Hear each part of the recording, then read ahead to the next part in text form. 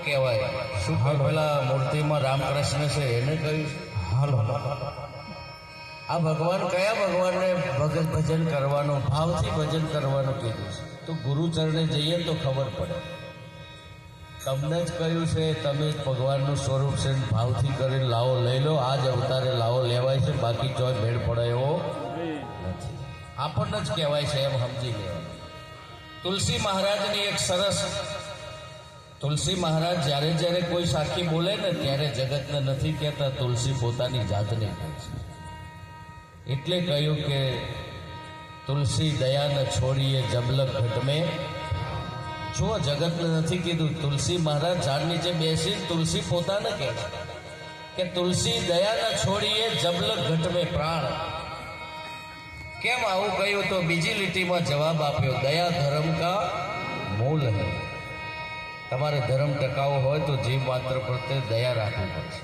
અને બીજા બધા પર દયા રાખો એ પહેલાં તમે તમારા ઉપર દયા રાખો કેમ કે તમારો ઉદ્ધાર તમારા હાથમાં છે પહેલી દયા તમારે તમારા ઉપર કરવી આવો મહિમા છે સંતોનો દયા ધર્મ કા મૂળ હૈ પાપ મૂળ અભિમાન જો કદાચ અભિમાન ના જાય ને તો બધા પાપોનું મૂળ અભિમાન કહ્યું છે પણ આ બીજા હામું આગળ નહીં દરેકને પોતાના હામું રાખીને સંતો ઈશારો કરતા હોય છે તો આપણે સૌ ભાવથી પહેલાં એક થોડું નાનું કીર્તન કરીએ બધા બે હાથ તાળી પાડજો હે તમે ભાવે ભજી લો ભગવાન જીવન થોડું રહ્યો તમે ભાવે ભજી લો ભગવાન જીવન થોડું રહ્યો આત્માનું કરે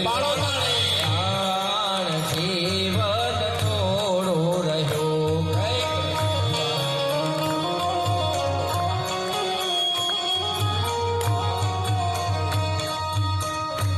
એને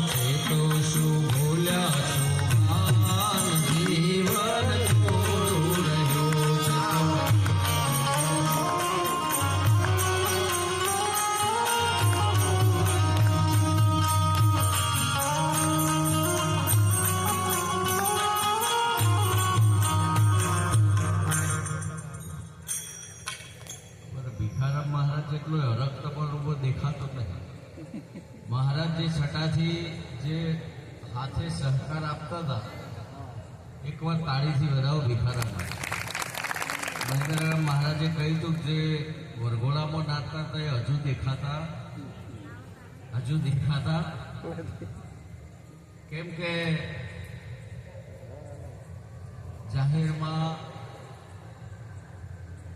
અને બીજા બધા પ્રસંગોમાં ઉત્સાહ ટકી રહે, પણ જ્યારે સત્સંગમાં એવો ઉત્સાહ રહે, જો મનને મંજન કરવાનું હોય ને જો આવા સંતોની પધરામણીમાં જ્યારે મન મસ્ત થાય ત્યારે જીવન આપણું ધન્ય થઈ જાય.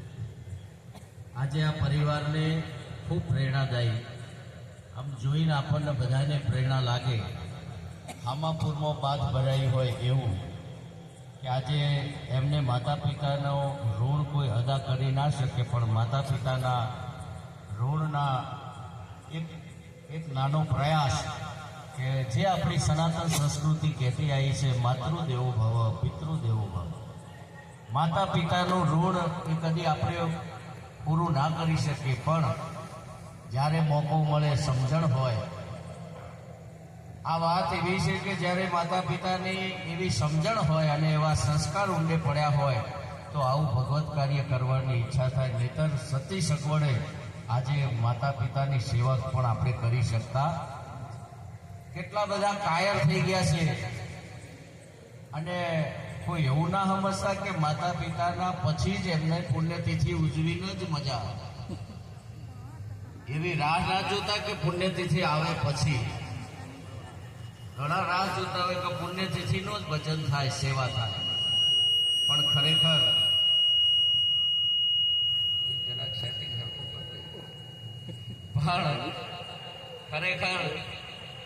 બોલો, તમારે કોઈ દાડો હરખ થાય કે જીવતા મા બાપનું પર્વ ઉજવીએ? આમ કોઈ દાડો આમ અંદર ઊંડે હારા આવા વિચારો આવે છે કે માતા પિતાનું જીવતો પર્વ ઉજવે. અને જીવતો પર્વ ઉજવવાનો જે આશીર્વચન ને માતા પિતાની જે કૃપા દ્રષ્ટિ થાય છે, હું તો કહું છું આખો અવસર ના કરો તો કોઈ નહીં, પણ રોજ પગે તો લાગજો. એક વંદન પણ કરી શકતા નથી. કેટલા બધા કાયર થઈ ગયા છે કે આજે માતા પિતાને નમવું પણ લોકોને કાઠું. અને આ ટેવ કોને પાડી છે? કોઈ બહારના નથી પાડી, આપણાથી જ આ ભૂલ થઈ છે. આપણે જ નમતો બંધ કર્યો છે. કોઈ દાડો બાળક બહારથી નથી શીખતું, જેટલું ઘરમાં શીખે છે ને એટલું બહારથી શીખતું. તમે દાન, પુણ્ય, ધર્મ અને સેવા, તમે જો કદાચ એટલું શિક્ષણ જ આપશો, એટલી સગવડ જ આપશો, આજે કયું બાળક કષ્ટી વેઠી શકે? કોણ જરા કષ્ટી વેઠી શકે? કોણ તપી શકે છે? કોણ ભૂખ તરસ વેઠવી શકે છે? તમે જોજો એટલા બધા બાળકો કાયર અને માયકાગલા થઈ ગયા છે કે હવે તો એમનું કામ પણ જાતે કરી શકતા. આ સામાન્ય બાબત નથી સાહેબ, આ આપણી જાગૃતિ ઘટતી જાય છે. આ સામાન્ય બાબત નથી, આ તો સંત જાગી રહ્યા છે ને જગાડી રહ્યા છે. બાકી જાણે અજાણે આપણે એટલા બધા ભૂલા પડતા જઈએ છીએ ને એટલું બધું આપણાથી એટલા બધા અવિવેક થતો જાય છે કે મૂળ પાયાની વાત આપણે ભૂલી જઈએ છીએ. અને આ જે કાયરતા વધતી જાય છે, ઘણીવાર અમે જોઈએ છીએ કે જ્યારે છોકરું શાળાથી આવતું હોય ને તો માં છત્રી લઈને રોડ ઉપર ઊભા હોય તડકામાં, અને છોકરાને છત્રી લઈને અને દફતર એનું માં ઉપાડી. હવે આ શું બહાદુર થવાના? જોજો અત્યારે જેનું દફતર ના ઉપાડી શકે એ બીજાનો ભાર શું વહન કરવાનો? અને આવી કદાચ જાણે અજાણે ભૂલ થતી હોય તો વિવેક કરીને સાહેબ કઠોર બનાવો, તપસ્વી બનાવો. હે જનોની જણ તો કા ત્રણ જણ જે કા ભક્ત સુરવીર કે દાતાર, નહીં તો રહેજે વાજડી મત ગમાવીશ.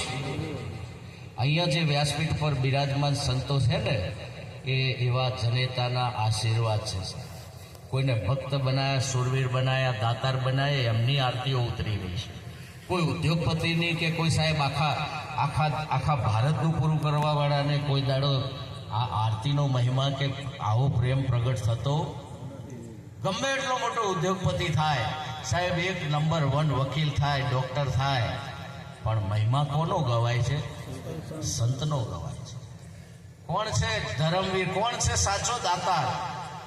કોણ છે આ સમાજનો ઉદ્ધારક, કોણ છે કલ્યાણકારી સાહેબ, આખી સંસ્કૃતિને ટકાઈ રાખનાર કોણ છે? આ સંસ્કારોને લુપ્ત થતા અટકાવનાર એ આપણા સંતો છે. અને એટલે આ સંતો મહિમા આજે એમનો અનોખો ગવાય છે. એના તોલે કોઈનો મહિમા નથી આવતો. તો એટલે મહાપુરુષે કીધું છે કે હે જનુની જણ તો 3 જણ જે કા ભક્ત સુરવીર કે દાતા, નહીં તો રેજે વાજડી મત ગમાવીશ. કેવા કેવા યુગે આજે મહાભારત, રામાયણ કે ભાગવત વાંચો. અહીંયા કીધું છે એક સાખીમાં કે વેદ પુરાણ ને ભાગવત વંદે, ગીતા અગોચર ગાવે, ત્રિભુવન તારણ દેવ દેવનો મહિમા કહ્યો ન. વેદ પુરાણ ને ભાગવત કોને વંદે છે? તમે એકવાર જોઈ જુઓ, કોના ગુણ ગાય છે? જેને ભક્તિ કરી છે, જેને આ જીવોનો ઉદ્ધાર કર્યો છે.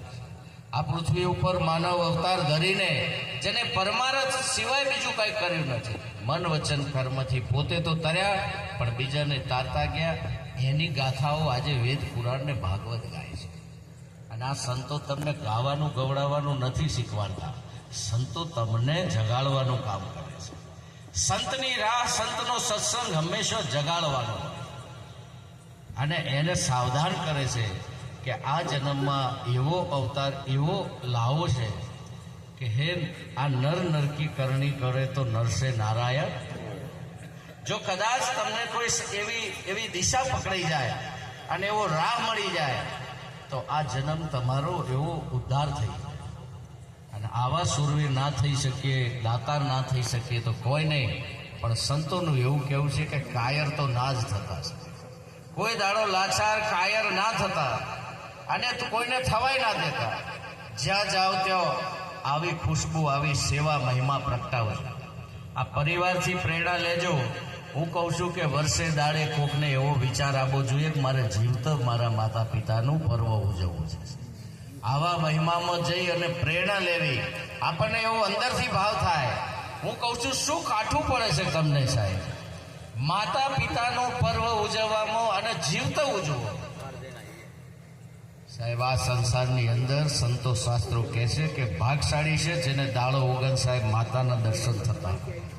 ઘરમાં જો માતાના દર્શન થતા હોય, પિતાના દર્શન થતા હોય અને તમને વંદન કરવાનો કદાચ મોકો મળતો હોય ને તો તમારા જેવું ભાગ્યશાળી આ સંસારમાં. પણ આ દ્રષ્ટિ ક્યારે ખુલે કે જ્યારે આપણા માથે સદગુરુ હોય, કોઈ સંત હોય. કોઈ સંત આપણા ઉપર તો જ સદબુદ્ધિ આવે, તો જ આપણને સારા વિચાર આવે, તો જ માતામાં 33 કરોડ દેવી દેવતાનો વાસ તમને તમારી માતામાં દેખાશે. તમારે બીજે કોઈ તીર્થ કરવા જવું પડશે નહીં, પણ તમે જે વંદન કરશો તે તીર્થ સ્વરૂપ થઈ જાય, તમારી દ્રષ્ટિ ખુલી જાય. અને માતૃદેવો ભવ, પિતૃદેવો ભવ આપણી સંસ્કૃતિ, આપણા વેદ અહીંથી શરૂ કરે છે.